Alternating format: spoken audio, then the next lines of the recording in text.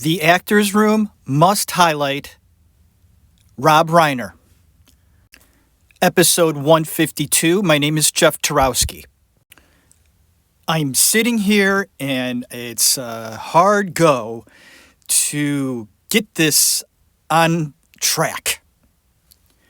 But let's just get through this one step at a time.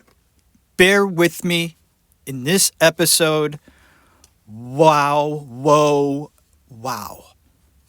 Everything that has been going on with the murder of Mr. Rob Reiner and his wife is unbelievable, but almost encapsulates the world of stardom, fame, fortune, glory, success, a family, having kids in this world, in the world of Hollywood, and how successful Mr. Reiner was, and how brilliantly successful his father was, and what kind of pressure that puts on everyone surrounding him. Ladies and gentlemen, thank you so much for clicking on this episode of The Actors Room, a special kind of show. I'm sure there's a lot of people out there probably have never heard my show before, but clicked on it just to get someone else's opinion on what's going on, what happened with Mr. Reiner. But before we do that, because we are going to do that, we'll touch on it.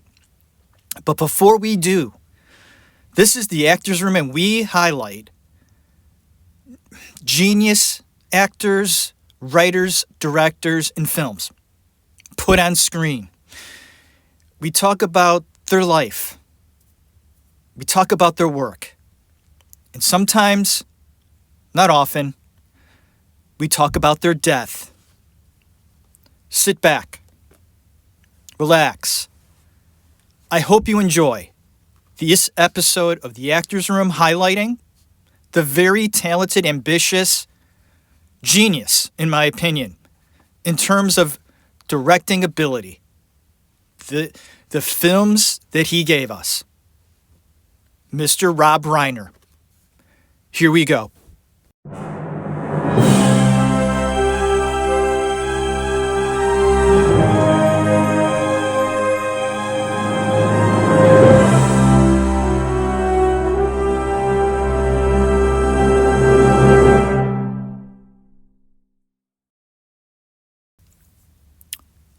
Before we delve into Rob Reiner, I want to explain this show right off the jump.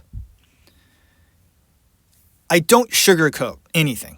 I give my raw and real opinion on matters concerning film and the people that make them. Was in the business for a very short period of time. I studied in New York for a very short period of time. Decided not to go into that world because honestly, it's a world that I knew I wouldn't survive in. So, I wanted to make that point before we get into this show because I'm giving a perspective that maybe a lot of other people don't have and may want to know more about. This world that Rob Reiner lived in, okay, is a world that most people will never, ever experience and don't really know what that life entails.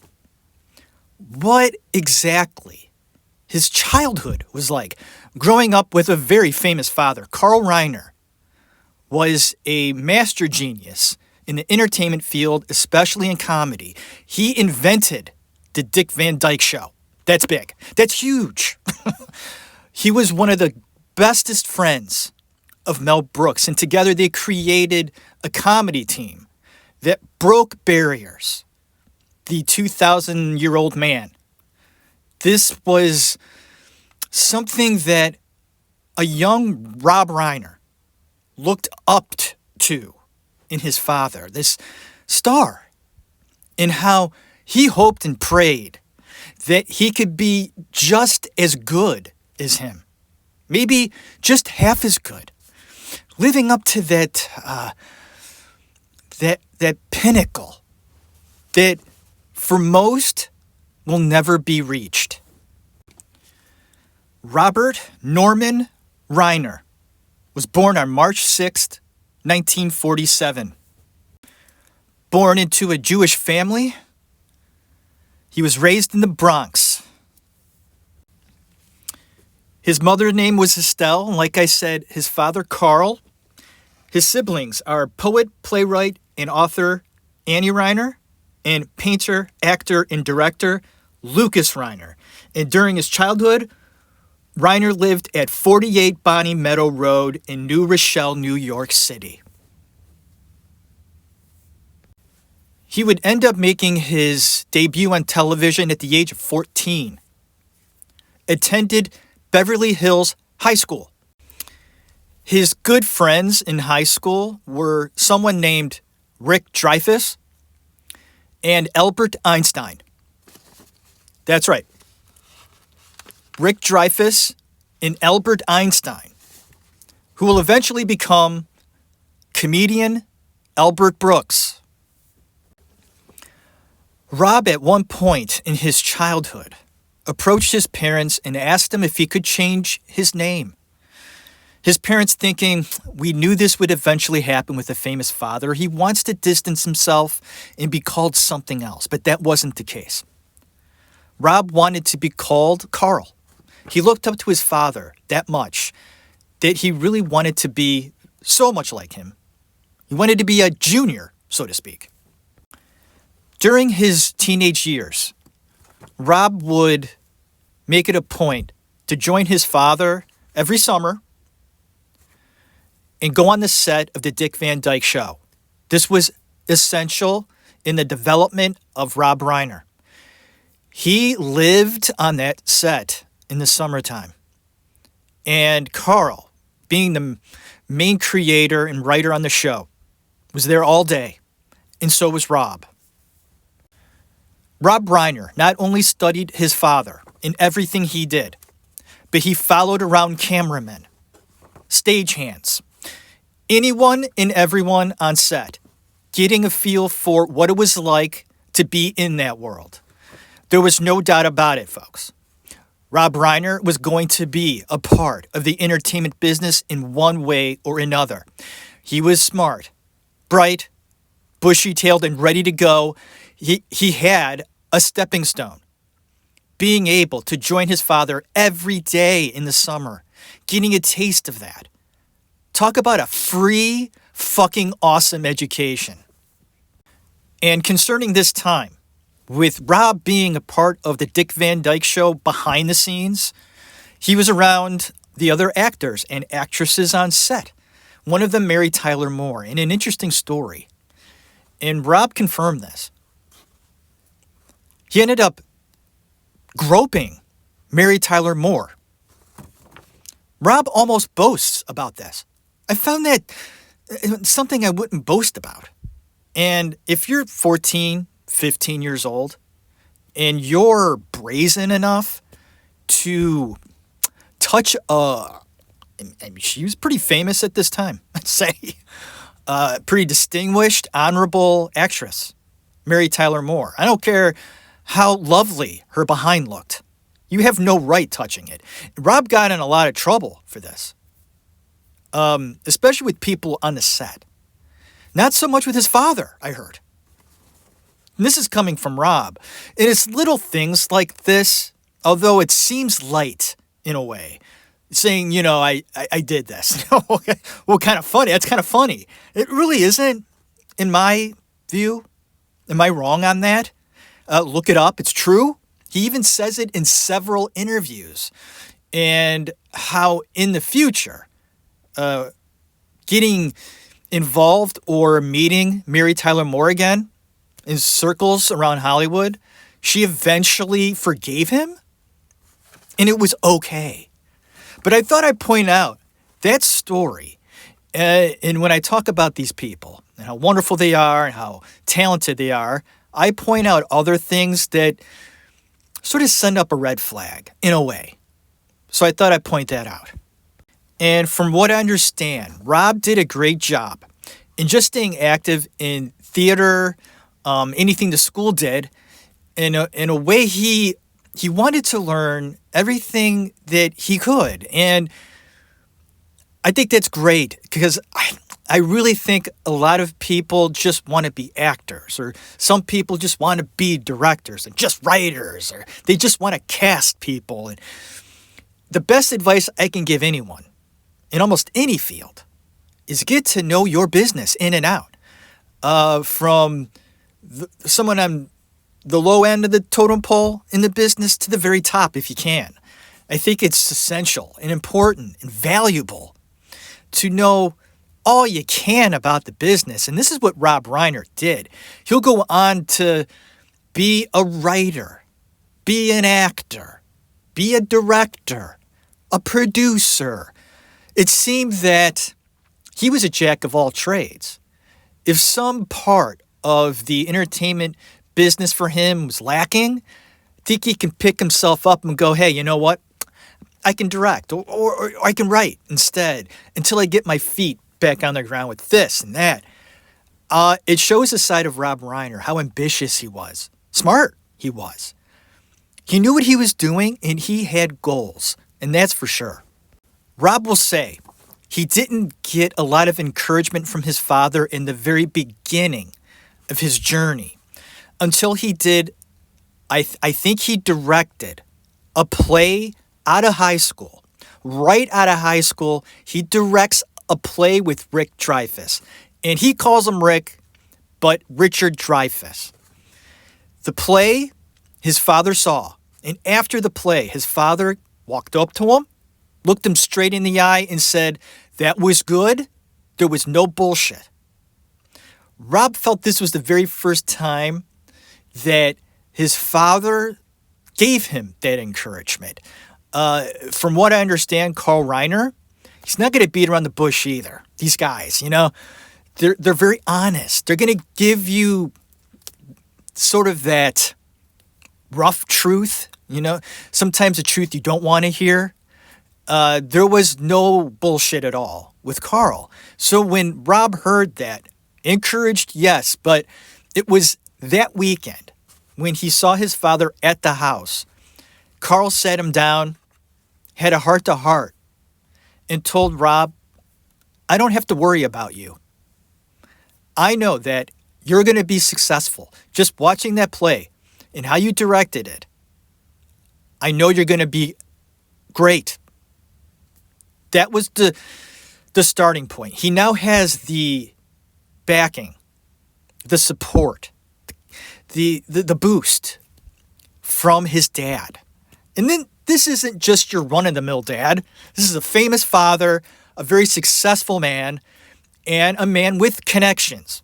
So if Rob needs a little push in the right direction with a recommendation, Carl will be more than happy to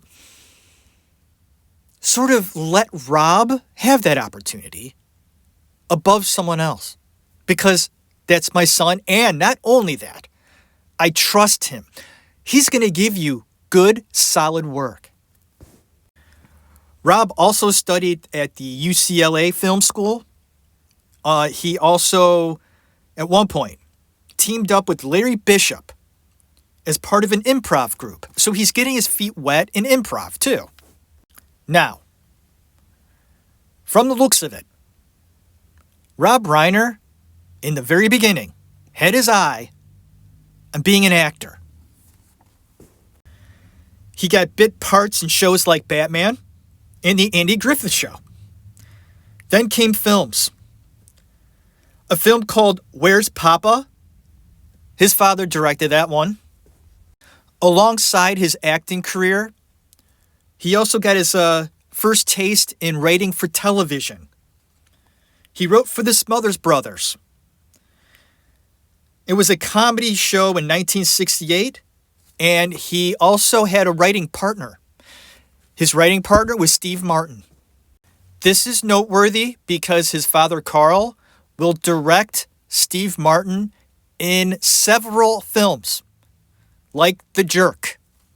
So you have this connection taking place once again. Rob Reiner and Steve Martin working together.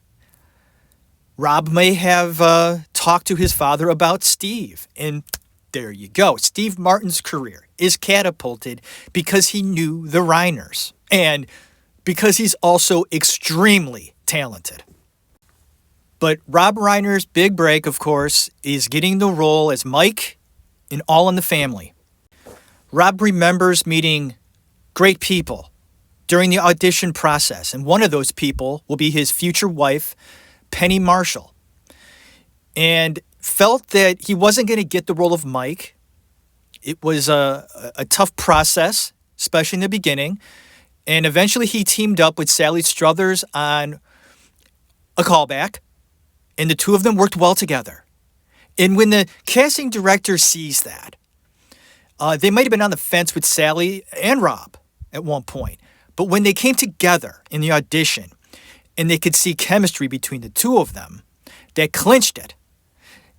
The chemistry between the two of them may have got them both the roles over other actors. And Rob Reiner was Meathead, the Polak. Hey, I take offense to that. I'm Polish, but I love the show. My wife and I, we watch it every now and then. It's a show we don't put on and watch for a couple of weeks. I'll put on All in the Family on a Tuesday. I'll put an All in the Family on a Thursday 2 months after that. We'll watch a few episodes. Or I'll put it on when we're falling asleep. And every time we watch it, every time we look at each other and go, by God, wow, the things they talked about on that show are incredible. And I loved it. That was a different time. And a show like that would never, ever be done today. And as touchy as those subjects were even back then, people liked it. The studios were shocked, surprised that the audiences accepted that show. And Rob says that on the show, they felt that we'll be lucky if we get through the first season. Well, Rob, it lasted a little longer than that. And ultimately, though, he was on a hit show. And that's vital in his career in anything. Having success that quickly in his early career was mind-blowing to Rob and to his father, but it was happening. And I want to point out, before we move on from All in the Family, because it's really going to fly after this, I do want to point out that his character and his acting in All in the Family isn't that great to me. I study actors, and it has nothing to do with what happened with Rob or what he is as a person or as a director. But I remember watching Rob even when I was a kid, watching that show with my dad and mom. Even back then, when I was a little guy, probably like 10 years old. See, that guy's not that good. I mean, he's not bad, but he emoted a lot, I think. Kind of, it was even back then, like, he's the weakest link on that show. The weakest link. Sorry, couldn't talk there. But I also do want to point out, because we're not really going to talk about his acting. Just not. He does give some interesting performances in the future when he's older. He does. For example, I just want to point out before we move on, Wolf of Wall Street, I think he did very well. And there are a few episodes he appears on The Bear, a newer show that's out now, very popular. He was on that. So he does act. Okay. And sometimes he's okay. He's pretty good.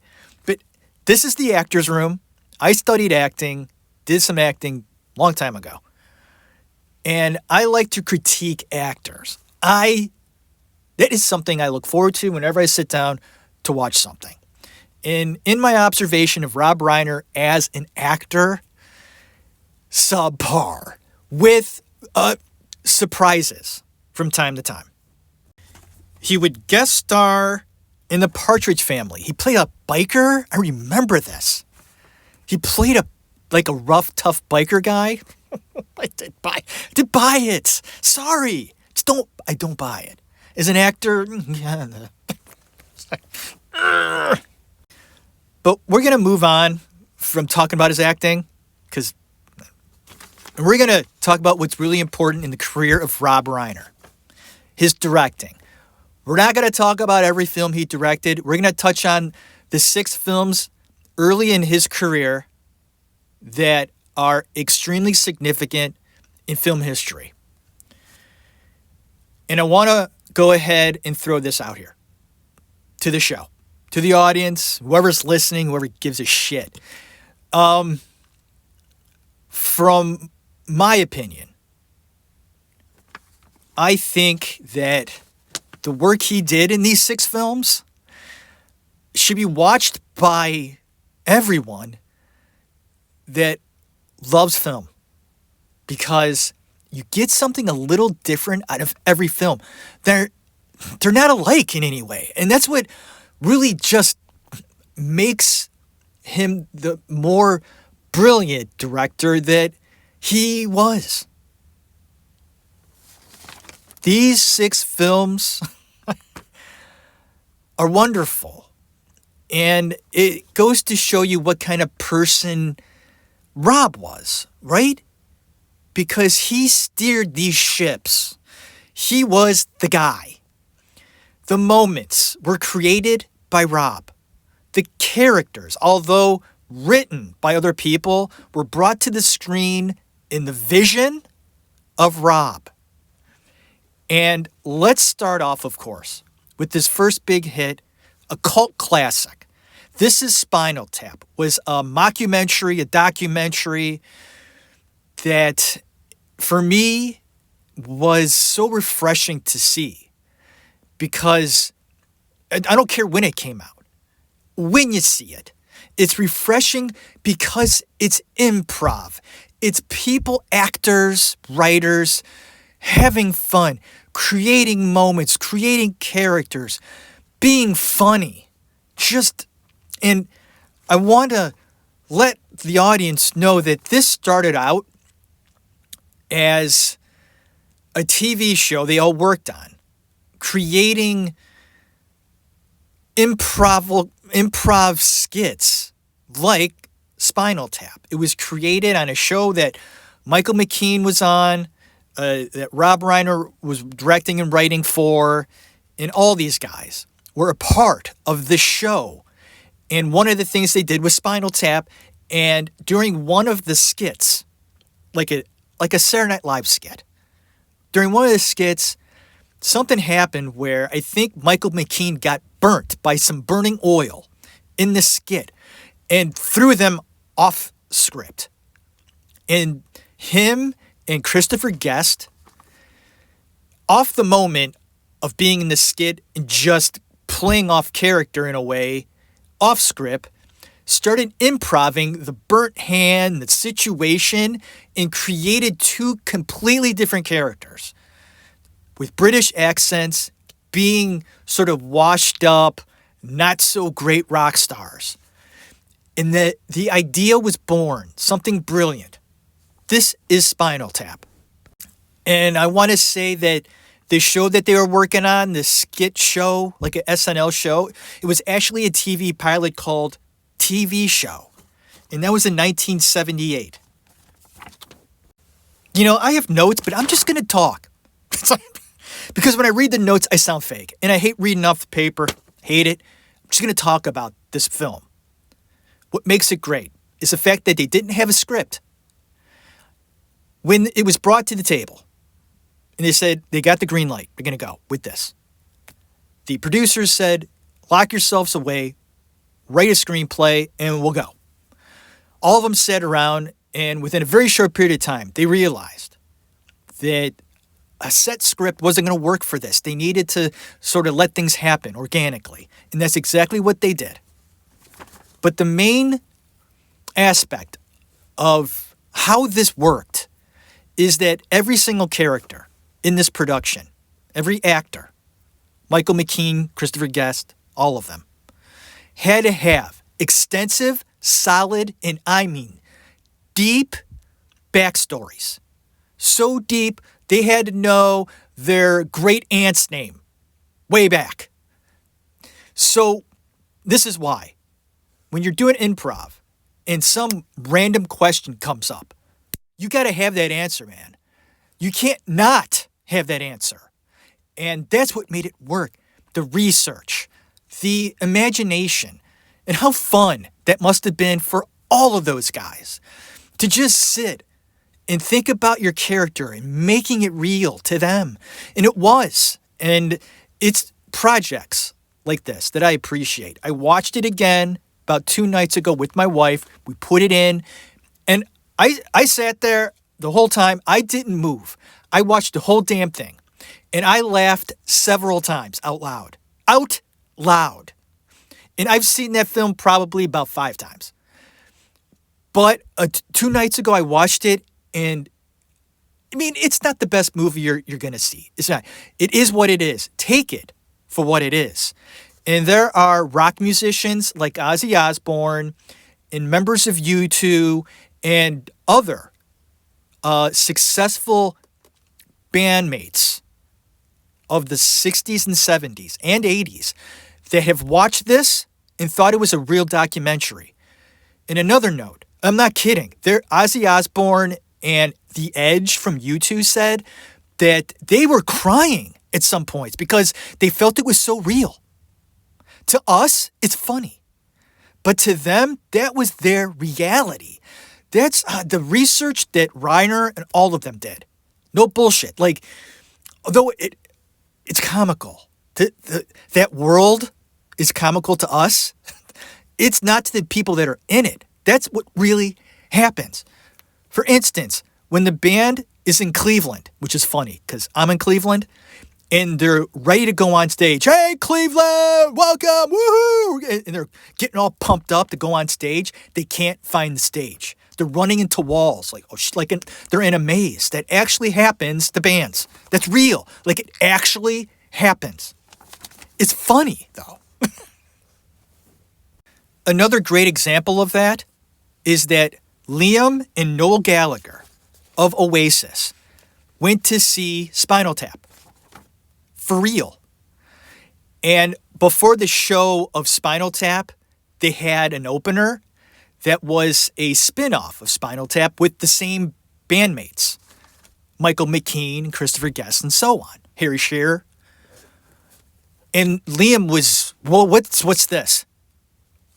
Those are the members of Spinal Tap. What are they doing in this piece of shit band? And Noel had explained to Liam that you didn't know that this is a fake band. This isn't like a real band. It was a documentary and a movie back in the day, and they're not real. It's kind of made up. And Liam was shocked by that. He wanted to see Spinal Tap. And before we move on to the next film, it must be noted how important this statement will be. Every single actor were musicians, and the music that you hear in Spinal Tap was written by them, and the voices you hear are them. They're playing the instruments. They wrote the songs, and they sang them. It's all them. Nothing dubbed, all them. This was a brilliant project. This is a rare film, a gem, and should be enjoyed by all. Take it for what it is. Hey, that's just my opinion. The next brilliant movie is Stand By Me, a novella written by Stephen King called The Body. And I highlight this film a long time ago. So, please, do yourself a favor, listen to that episode of The Actors Room, Stand By Me. It was done, like 7 years ago, 6, 7 years ago. I talked about Stand By Me. and how wonderful all the performances were, and they were. Every person's performance, every actor's performance was great. You could tell there was great deal of time, patience in the audition process to get the kids right. It's hard enough auditioning adults, but it's 10 times harder. Auditioning children and working with children, picking the right one. Rob Reiner had a difficult time finding the right boys for this film. In their relationship with one another, had to work. They had to trust one another. In getting the right actors, he had to do acting exercises with the young cast. Trust acting exercises. It made them build up a relationship that would last throughout the film. Simply stated, Rob Reiner was a huge fan of Stephen King. Me too. And I'm not being sarcastic. I think Stephen King, everything he does pretty much I've read. The current stuff I haven't, but everything before, say, 2005, around there, I've read. And I love almost every single one of them. And many of his books, novellas, short stories have been made into film. A lot of them, actually. And I just found out that one of my most favorite books of his, The Long Walk, was done recently. And I've been waiting and waiting for that one to come out. And it finally is. It doesn't look that good. I'm so disappointed. I just don't think it's going to be that good.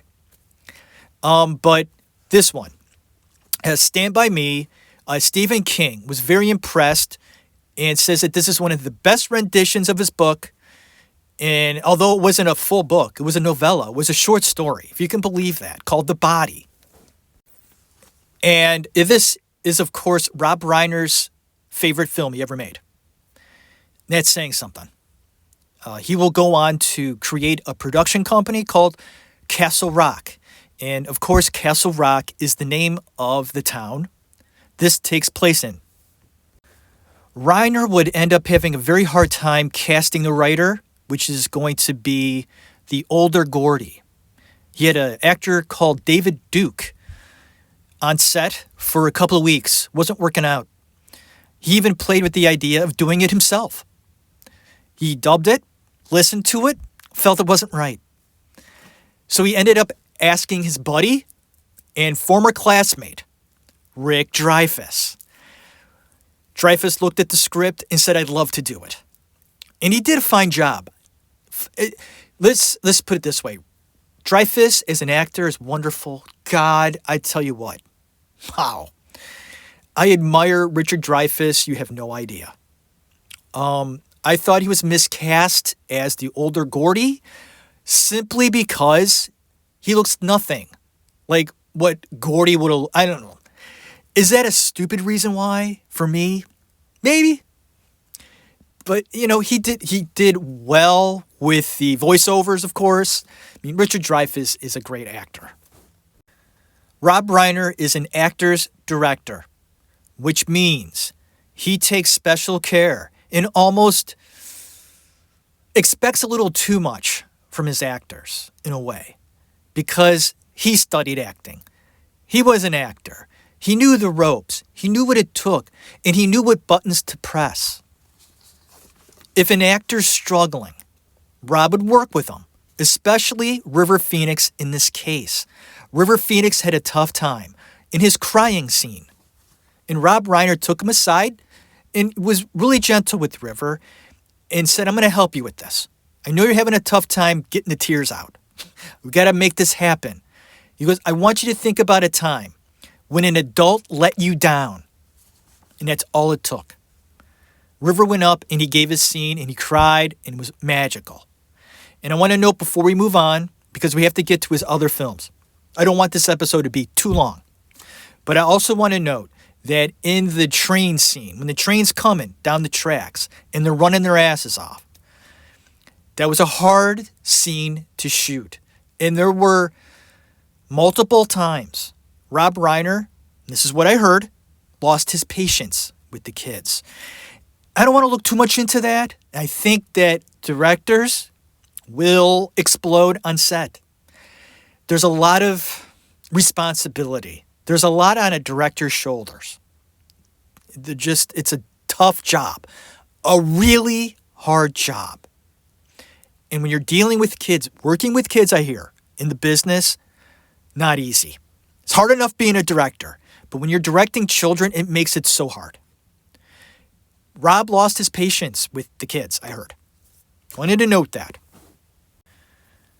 On the bright side, though, and noting how detailed and brilliant Reiner was as a director and or an actor, is if you remember in the film, Kiefer Sutherland's character, Ace, takes off Gordy's Yankees cap.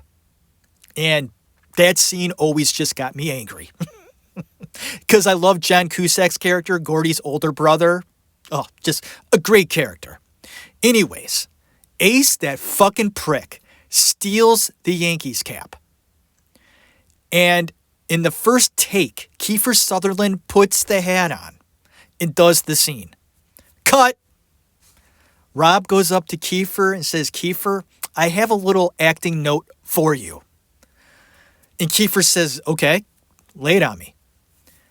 He's like, your character of Ace, he would never put the Yankee cap on. And Kiefer said, okay, but I'm interested. Why wouldn't he? And Rob said, Ace would never want to mess up his hair. And don't you love that? Like Kiefer being a good actor, doing his job in the scene, puts the hat on. That probably would have been my choice. Rob sees beyond that. And that's his job though, right? As a director, seeing those little things that the actor may not see, but the director does, and goes, wait a minute. And is that a fine line though? Because as an actor, Kiefer's rendition of Ace is to put the hat on. But in Rob's rendition of Ace, there's no way in hell he put that hat on. Rob's rendition and study and whatever about Ace went so much deeper than Kiefer's. Right? It did. Because I'll tell you something. I agree with Rob. I don't think Ace would put it on. He doesn't care about it. To him, it's just to piss off Gordy, to take something from him, to be the asshole that he is. Because he can, and he does, take the hat. And in the script and in the book, I believe, he just takes the hat and he throws it away right after that. The Princess Bride is a classic and is one of my wife's favorite films. We could watch it today and tomorrow and the next day and still get a lot out of it and enjoy it. It's a wonderful film. It's a book put into a film. There have been other people in the business that want to do it. Robert Redford, actually, was interested to direct this. It just never happened. The vision of Rob Reiner made it happen. I think another brilliant aspect of Mr. Reiner as a director and a visionary in film is that he trusted the book. And I think that's a testament to his appreciation of Stephen King, how he saw how brilliant his writing was, creating character. And in reading The Princess Bride, a book that he adored, even as a child, was something that he wanted and loved to put there for us to see. He trusted it. He didn't want to make it bigger than it was. When you watch this film, it is a fairy tale. And although it may seem light-footed in book form, for example, Peter Falk, the grandfather, coming to read to Fred Savage, the grandson, made it even more special. Because you get that realistic view of things. As much as you love your grandparents, There are times you just didn't want to be bothered with them. Like Fred Savage's character's like, does he really have to read me this story? And then the grandfather being all excited to see him because he is. And at one point in the very beginning, when Peter Falk is reading to Fred Savage, and you could tell, it's like, is this a kissing part? Or when does it get good? And what is this? What are you reading me? And it takes some time for the relationship and the story to grow. The interest. Like, that was vital for Rob Reiner to have that relationship between the grandfather and the son make sense. And it does. And wonderful job by Peter Falk and Fred Savage. Two actors I really like in the business. Although Peter Falk is gone, folks, I watch Columbo every night before I go to bed. Let's put it this way. 5-6 days a week. Maybe not every night. I put on Columbo. There's something about Peter Falk. I think he's amazing. The wonderful lines in this movie, or words, like inconceivable. Hello, my name is Inigo Montoya. You killed my father, prepare to die. The sword fight was epic, and you have to understand the time and effort that went into that sword fight. Countless days and weeks. Anytime there was an off time for those actors, they worked on it. And it ended up at first being a 1-minute sword fight. And Rob thought it was so good that it needed to be longer. He said, let's make it 3 minutes. And that's what happened. I felt that the beauty of Carrie Yules was captured by Reiner. That is one good-looking guy in this movie. I mean, he was prettier than Robin Wright, wasn't he? Reiner says that Andre the Giant was a pleasure to work on set, and said that he would go through 6 to 9 bottles of wine every day.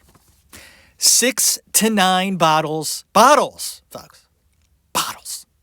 Not glasses. Bottles.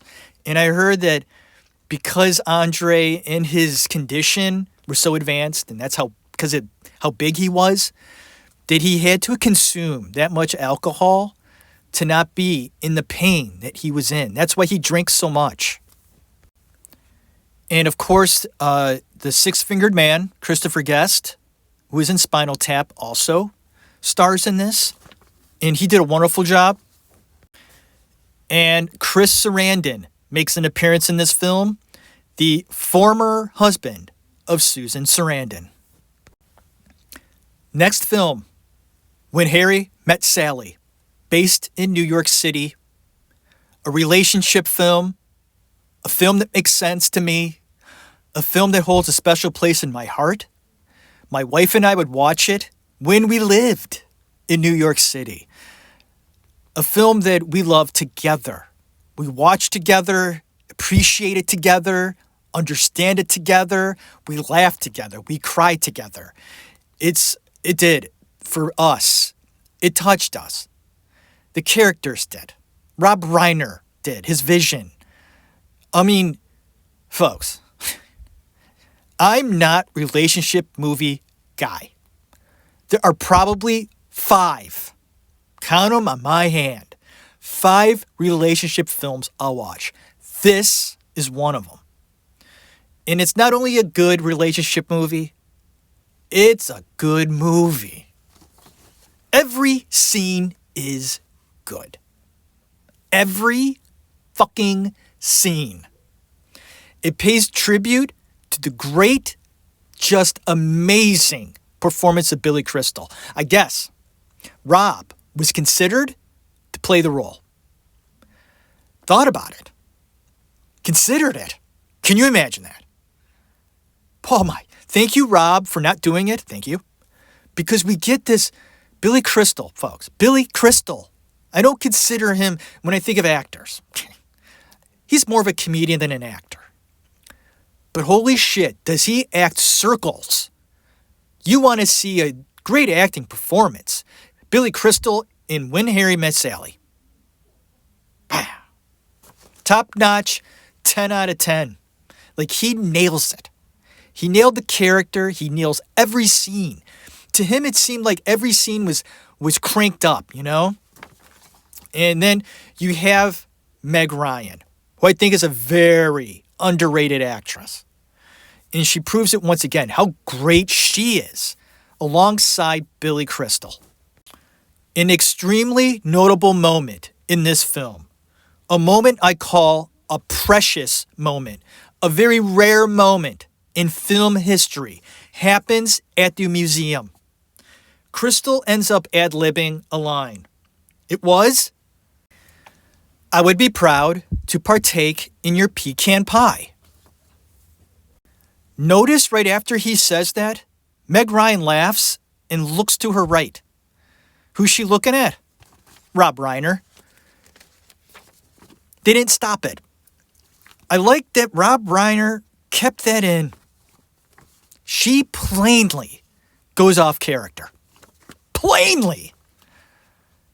But that moment was so good. And I wonder if he got pushback for that. Editors going, okay, we like the moment, Rob, but you plainly can see Meg Ryan looking at you. Now, of course, we don't see Rob Reiner, you know, he's offset. But, I mean, it's so great.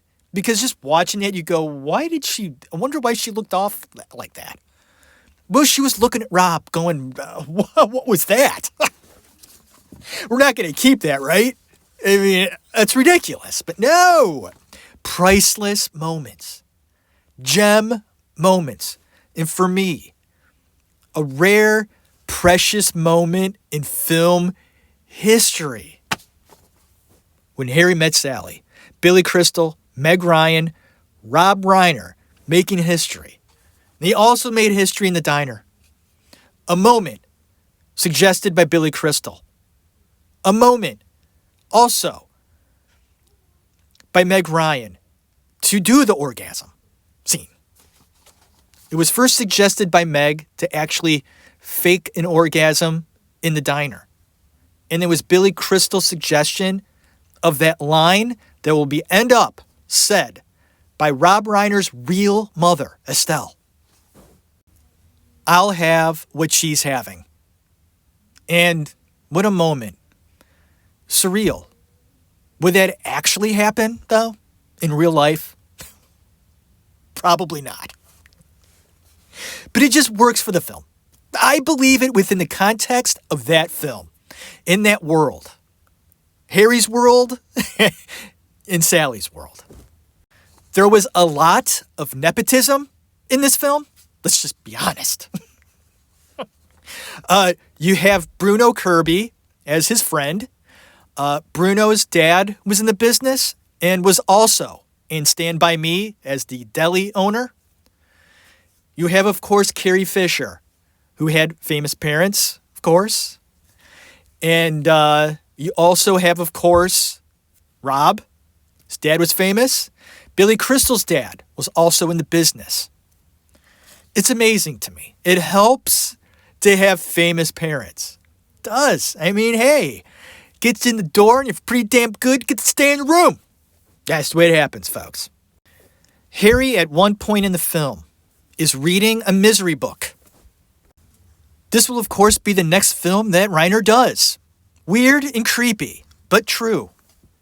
So let's go ahead and touch on Misery.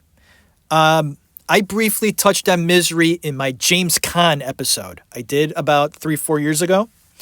I'm a big fan of James Caan, big fan of his performance in this one. As magnificent as Kathy Bates was, and she will end up winning an Oscar, Best Actress, Academy Award. You can't deny how great and how hard it must have been for James Caan to give that performance.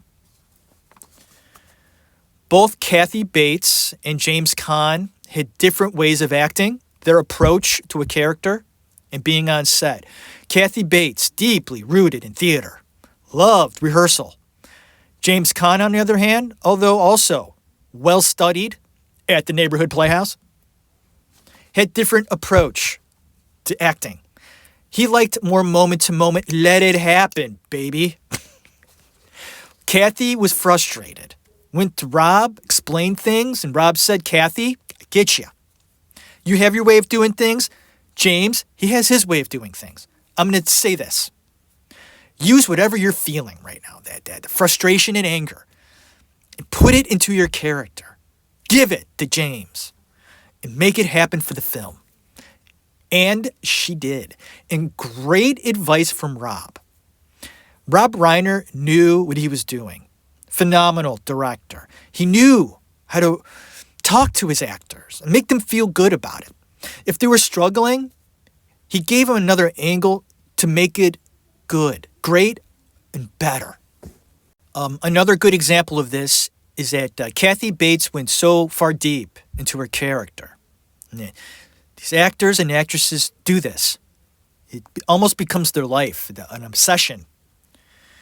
Reiner was monumental in getting her to calm down every day. When shooting Wrapped, he would take time and spend moments with her to make sure she was okay. So it shows the side of Rob right here. Note this, how compassionate he can be with his actors, with people on set, I'm sure. I'm sure he was like that with everyone on set. His happy place, I think Rob's happy place in the world, was being on set of these movies. It meant a lot to him personally. I do have a couple of other notes, but we're going to skip that because this is a Rob Reiner podcast. If I want to dive more into Misery, I'll do that separately in its own episode. So maybe in the future, you will see an episode highlighting Misery. So let's move on to the last one I want to note before we get into the... And we're going to get into it. But first, A Few Good Men was an all-star cast. And a testament to Rob Reiner being able to navigate through troubled waters. Because I'm sure there were troubled waters on set with the egos. I don't care what I've heard about how wonderful Jack Nicholson is to work with. Okay. And how studied Tom Cruise is. And how just amazing Demi Moore is. And how funny Kevin Pollak is. Blah, blah, blah. This cast was just incredible. Kevin Bacon, Kiefer Sutherland, Kevin Pollak, I think I said, right? And they may all have been wonderful. And if that's the case, Rob, congratulations. But the egos, think about that. All those egos walking around. The big heads on all these people. I mean, come on, folks. These actors, most of them, honestly, have been told how wonderful they are for like 30, 40 years. For Jack, like 50 years. But it goes to show you the kind of director he was. Like, he could deal with that. And the film being successful shows you that.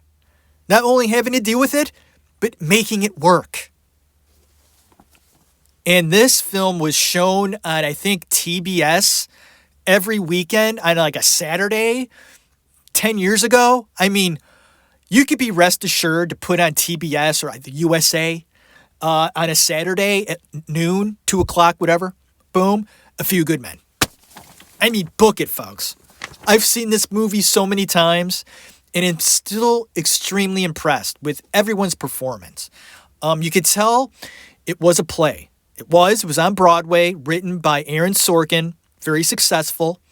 And, of course, Rob Reiner had the vision to make it into a film, not easy to do, and he brought along Sorkin to write the screenplay.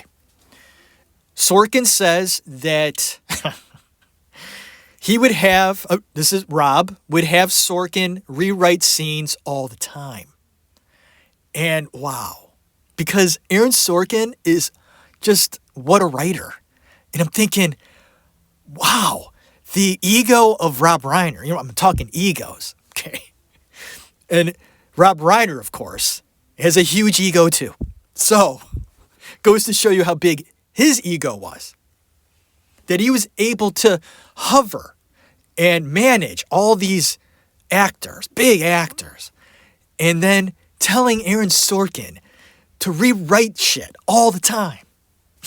Wow. It goes to show you how good he was and how he was able to do these things. As talented and goal-oriented. He knew he could do it. And he did with this one, folks. What a great film. He got a performance out of Jack Nicholson. Holy shit. And I'll tell you this. That courtroom scene between Cruise and Nicholson, wow. Wow, wow, wow. Reiner says that scene with Jack Nicholson on the stand took at least 50 takes. And not because Nicholson wasn't good enough, but because they had to take 50 different angled shots. And Reiner says Nicholson hit it out of the park every fucking time. He said he was 10 every time. And after that day's rap, exhausting as it was, Rob went up to Jack and said, how the fuck were you able to give me a 10 on every shot? Please, how? Never seen it before. And Jack simply said, I love to act. Jack, yeah, you do. It shows, doesn't it? A master. Another little tidbit about this movie is that you can see 2 misery novels seen at Tom Cruise's character Danny near his typewriter. Goes to show you how much he loves Stephen King.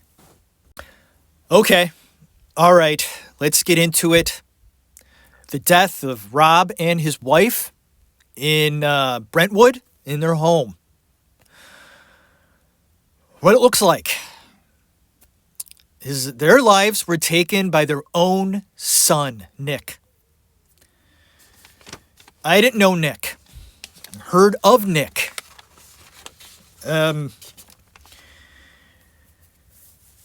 Let's go ahead and start off with this Conan O'Brien Christmas party.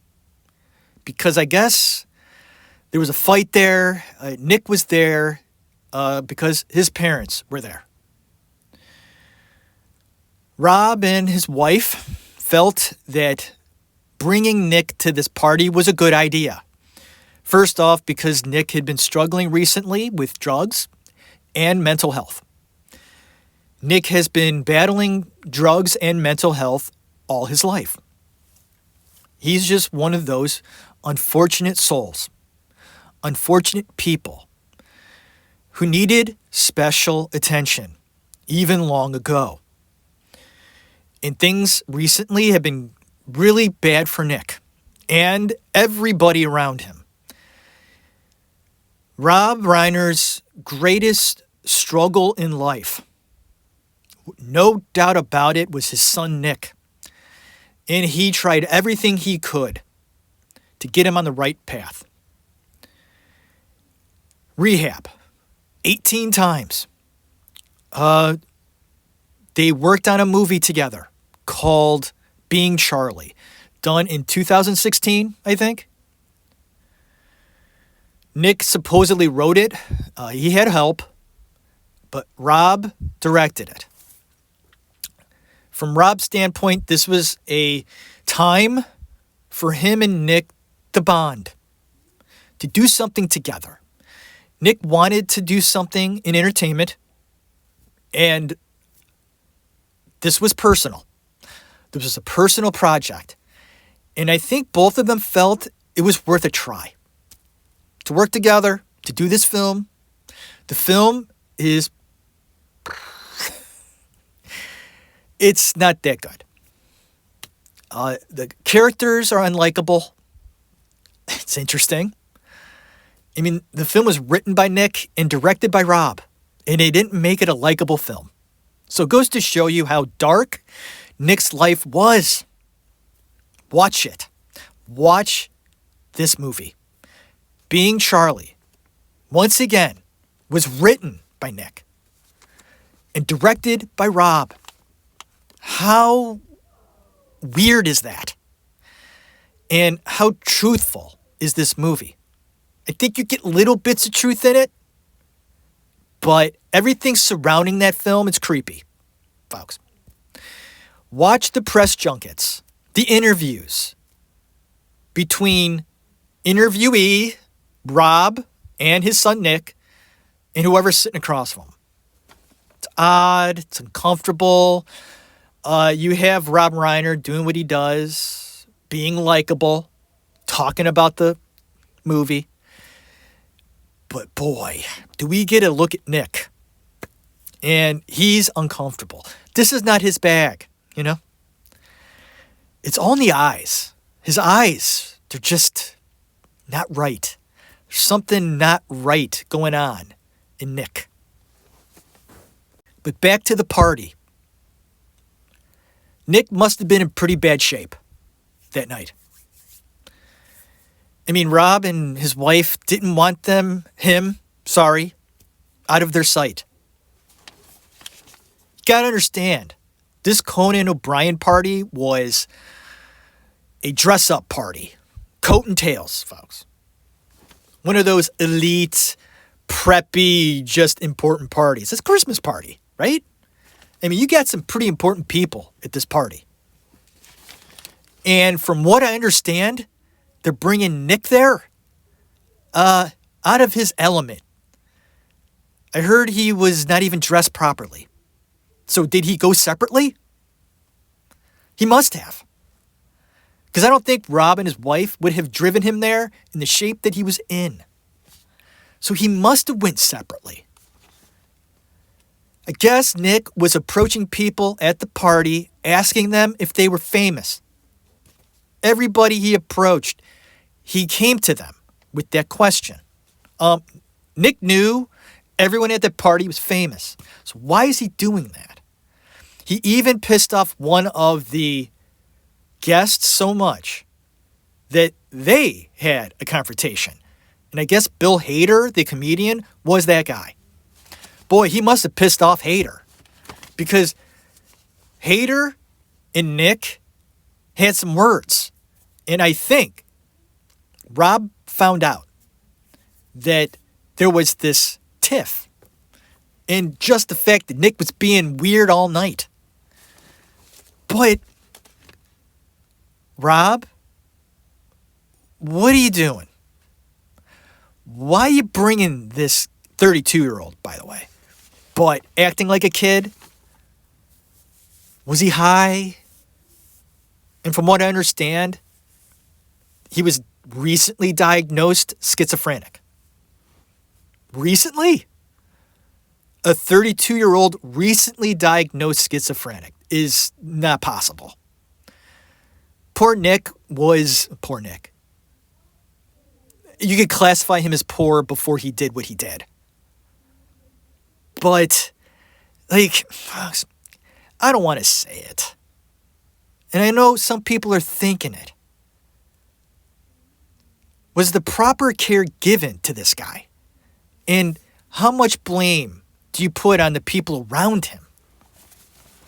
Do you put any blame on the people around him? This poor guy, the son of a rich director. He must have had a pretty tough life. Pretty tough life, huh?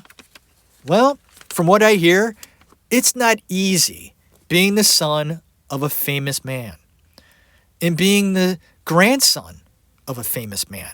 Mind you, Rob and his wife did have 2 other kids, and they seem to be just fine. But that doesn't necessarily mean that the other one's going to be fine too. Nick struggled mightily. Was he not given the right nurturing? He obviously needed help. And nothing worked. And the research I've done It seems to me that Rob and his wife took the approach of tough love.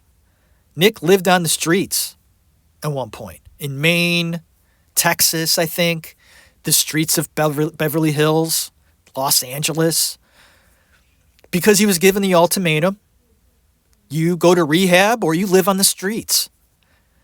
And he'd rather be high and homeless than be in a rehab facility. He was a very troubled man. In watching Being Charlie, you get a glimpse of their relationship. A good glimpse. There was some realism in that movie. And the struggle between father and this hopeless son, addicted to drugs, mentally unstable. And I talked to my wife. I said, this guy should have been in an institution. And she said, Jeff, they don't have that anymore. Like, One Flew Over the Cuckoo's Nest. Like, these places don't exist. They're not funded anymore. Nut houses. But from what I understand, don't hospitals have wards? I worked in hospitals. I've been in those wards. That's a scary place. They are well guarded, and the security in the psychiatric ward of a hospital is well guarded, folks. That was the one place that you couldn't go into. That's where he needed to be. This guy needed to be in a place like that.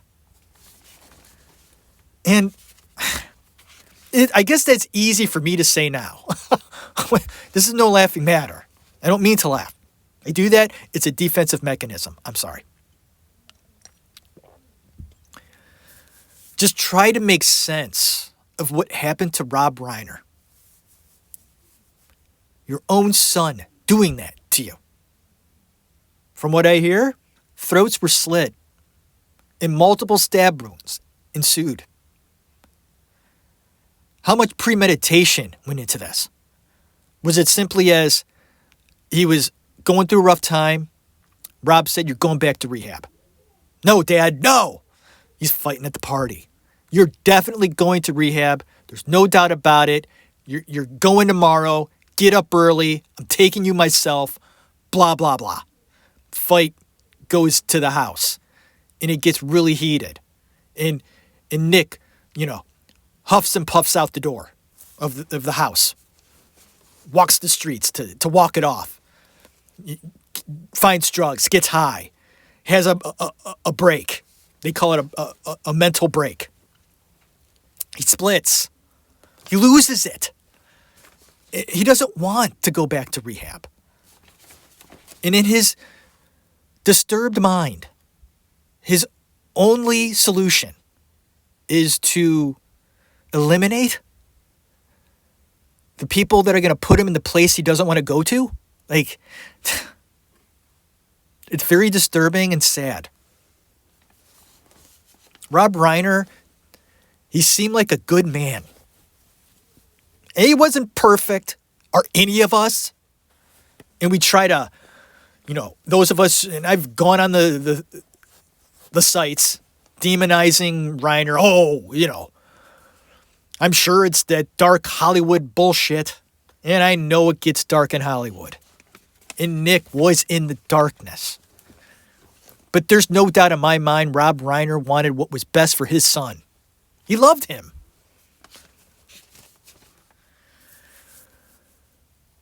Very sad. It makes me angry. More than sad, really. Angered by this. Right? I don't know. It seems very... something like this is so rare, I think. It is. When I heard this, I said, my God, someone must have tried to break in and try to rob his house, and it was one of those deals. But when you hear that their own son did this to them, what? And let me make this prediction before I end the show. Those of you waiting for a trial, sorry, ain't gonna happen. There is no way in heaven or in hell or on earth that there's going to be a trial against Nick Reiner. The family of the Reiners are going to do everything in their power to not have a trial. They're going to want Nick to be put away. Okay? They're going to explain and make it happen. The last thing they want is to have all or some of their dirty laundry on the table for the world to see. If it goes to trial, I'm going to be like, whoa. Strap on, folks. If the district attorney says, we're going to trial, then this might get messy in a lot of different ways. We'll see. A great director, artist, and man was murdered by his own son, Nick.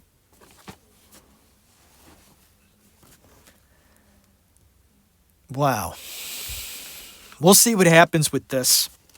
I mean, Rob Reiner could have had 15, 20 more years. His father, Carl, lived to be 98. And Reiner was in his 70s. He could have had 15 more years, no problem. No problem. So I want to give my condolences in a way and my apologies if I came off in a, angry way. This sort of thing, as I looked into it, I get a little heated because I feel if something could have been prevented. Like, I'm sure there's signs of this stuff. Like, I know you love him and you think he shouldn't be put away and all that stuff. Rehab? No. This guy needed a hospital. That's my point. Like, you didn't see he was sick? Maybe they don't want to admit it. Like, we can work this out on our own. Or maybe they did and there were steps taken for medication and maybe they were given bad advice. But from what I heard, Nick was violent. Even as a child, violent. So, this is nothing new. I mean, if my kid was violent like that, and from what I understand as well, the daughter, I think her name is Romy? Romy. No. One of those. First thing she said is, look at my brother. Because she found her parents at 3 o'clock the next day. I think the murder happened on Saturday night. And they laid there in their beds, I understand, until 3 o'clock the next day, Sunday. Romy found them. And she said, you might want to look at my brother. So, folks, there you go. Whew, what an episode of The Actors Room. And for the new people listening, hi there. You may want to check out some of my other shows. I do documentaries as well. They're my most popular shows. People are interested in docs. I do those. I also do a bunch of other actors and films. I love Marlon Brando. So if you're a Brando fan, there you go. It's the Christmas season. Christmas is in a few days for me. For you, it might be gone already. You might be listening to this in January going, well, okay. But for me, Christmas is a few days away. And if you're listening around this season, happy holidays, happy Hanukkah, happy New Year. This will be my last show of the year. What a year, folks. All the changes. Might as well wrap this up. Since it's the last show of the year, going to just send off, so to speak. What a year. I had health issues, a change of jobs, a lot of stuff going on in my family, health-wise. We're getting old. Getting old here. I'm going to be 50 next year. Good God. I started this show when I was 40. And this is the 10th year. I'm going to be 50 next year. And it's been a ride. I enjoy doing the show. It's, like they say, raw and real. In the comments section, I like that. And I'm glad that my audience sees that and appreciates the show for that. I'm not a popular show, so you're not going to get ads coming up, which is great. I don't have endorsements, things like that. So you're not getting any of that shit. You're getting a show. I'm passionate. I'm not the smartest guy, but I have good instincts and I read people. That's what I do. So don't take my opinions as fact, of course. Do your own research. I may be completely off on this whole Nick Reiner thing. Okay? And there might be a trial. And it won't be that messy. Nick will get, life in prison. They'll prove that he did it. And, that'll be that. I don't think that's going to happen. If it goes to trial, oh boy, things are going to be brought to the table. And the family doesn't want Rob Reiner's legacy tarnished. Who does? You don't want all that stuff put out there. There's a lot of private things we don't want to know. Although a lot of us do. The news and whatnot. It's juicy stuff, right? We love it. All that juicy, gossip, rumors. But when it becomes fact, do you really want to know? Don't we want to remember Rob Reiner for Meathead, right? And for his dad, Carl, and All in the Family, and all the movies he directed, and how great they were, and all the wonderful people he worked with, and he brought us a lot of joy. I love all those movies I highlighted in this show. Thank you, Rob Reiner, for giving us those movies to enjoy. That was you. You directed those. Thank you. And thank you for listening to The Actors Room, highlighting Rob Reiner, who went the way no man or woman should ever go. Heartbreaking and heart-wrenching. And this show goes there. I'll go there. It's okay to do that. That's reality. That's life. That's the way the world is. It's sick and sad. But you got to take time. Appreciate family. I mean, wow. And you got to do what's best for your family. Pay attention. Really, really pay attention. Thank you. I hope you enjoy your holiday. I really do. And if it's past holiday, have a great day. Enjoy art. Enjoy a Rob Reiner film soon. Put in Misery. Stand By Me. A Few Good Men. This is Spinal Tap. Enjoy them. Pay tribute to him in that way. Thank you for listening. God bless you. Have a good one.